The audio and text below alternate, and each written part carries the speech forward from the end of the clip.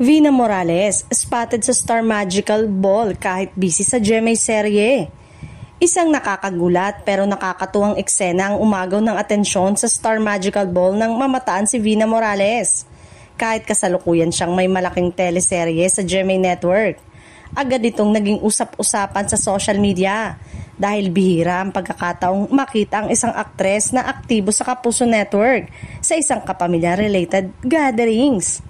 Bagamat abala si Vina sa taping ng kanyang GMA series, pinili niyang magpakita ng suporta at makipag-reconnect sa mga malalapit na kaibigan at kasamahan sa industriya.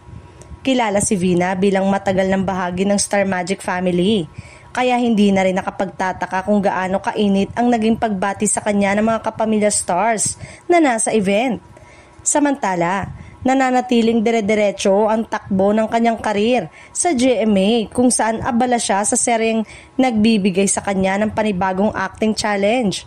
Sa huli, naging simbolo si Vina ng mas modernong showbiz landscape kung saan mas nangingibabaw ang collaboration kaysa competition. At kung saan ang isang artista ay may kalayaan na suportahan ang mga proyektong mahalaga sa kanya. Saan mang network ito nagmumula. At base kung sa reaksyon ng publiko, mukhang all love ang fans para kay Vina.